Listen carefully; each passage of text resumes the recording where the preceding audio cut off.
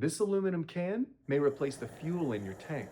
Aluminum is so energy packed that if you unlock it the right way, you can actually produce hydrogen fuel.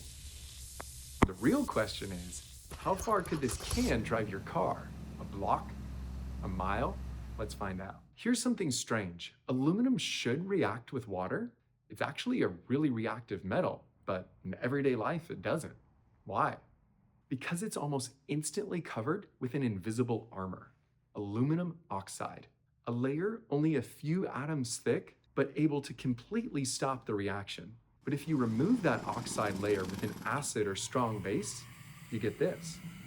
That's hydrogen gas, same fuel used in cars. The US Department of Energy studied whether aluminum-water reactions could fuel real cars. They found that aluminum can generate high-purity hydrogen on demand.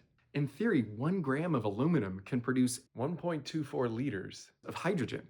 But there's a catch, actually a few. That oxide layer is problematic. You have to manage the heat from the reaction because it's very exothermic. When the reaction finishes, you have this aluminum hydroxide sludge that you have to do something with, and the energy cost of aluminum production. But catches aside, the underlying chemistry of getting hydrogen from aluminum is sound. So here's what we're gonna do. We're gonna dissolve a can of aluminum in sodium hydroxide solution, catch the hydrogen that we produce in a balloon, then at the very end, we'll combust it to see what would be going on in our engine. Now, the exact volume of hydrogen that we'll collect depends on temperature, purity, the amount of oxide layer that happens to be on the can. But based on the research that I found, about 15 grams of aluminum, which is a can, should give us about 18 liters of hydrogen gas. That's about this much hydrogen from 1 can at STP, you science nerds. But actual real-world yields are a bit lower, and the US Department of Energy found around 50% inefficiency. So we may get about 10 liters. First thing I had to do was get a can and find out its mass. This one was 15.68 grams. Now I need to convert the can's energy into hydrogen in this balloon. Since it won't fit in the flask, I'll have to cut it. This also increases the surface area of the non-covered aluminum. Once in, I poured some concentrated sodium hydroxide on. I thought this would go quick, but because of the protective coating on the can, it took 1.5 hours to react, and I'm thinking some hydrogen probably escaped in that time.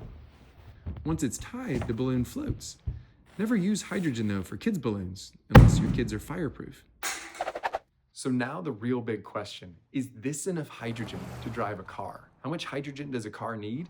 A fuel cell car goes about 60 miles per kilogram of hydrogen, meaning 1 mile requires 16 to 17 grams of hydrogen, not 16 to 17 grams of aluminum. And since 1 gram of hydrogen is about 11 liters of gas, 1 mile requires about 187 liters of hydrogen. So the 18 liters we produce only gets us about 10% of a mile. That's about 530 feet with 100% yield. So how many cans would it take in reality? About a dozen. So yes, you could, in theory, drive a mile on aluminum cans. But here's where the story gets a little complicated. Aluminum isn't a fuel, it's a battery. A battery with a huge hidden energy cost. Even though aluminum is the 3rd most abundant element in the Earth's crust behind oxygen and silicon, it's found in a rock called bauxite. It has to be refined to a stage called alumina, which is aluminum oxide.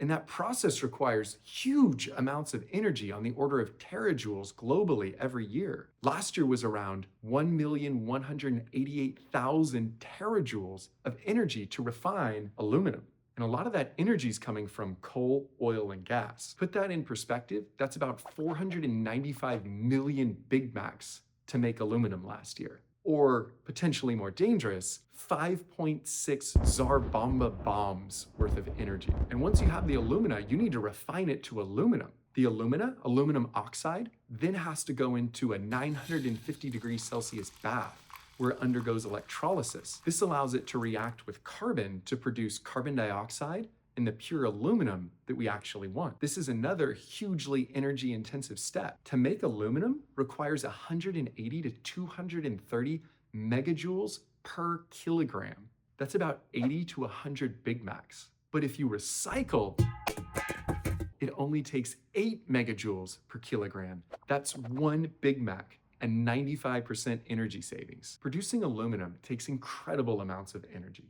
So if you're using brand new aluminum cans as your fuel for cars, you'd be burning far more energy to make the can than you would get out of the hydrogen. So yes, aluminum can be used as car fuel, but not cheaply and not easily and probably not sustainably, unless we're talking recycled aluminum in some very specific case. Hidden inside this ordinary can is this chemistry puzzle, this energy paradox with a whole field of research trying to figure out what we can do to store renewable energies. Let's light off the hydrogen we produced and see what would happen in our fuel tank.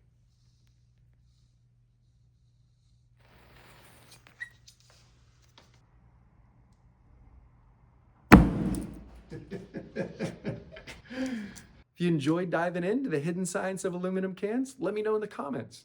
Hit subscribe so you don't miss out on our next experiment. Stay curious. I'll see you next time.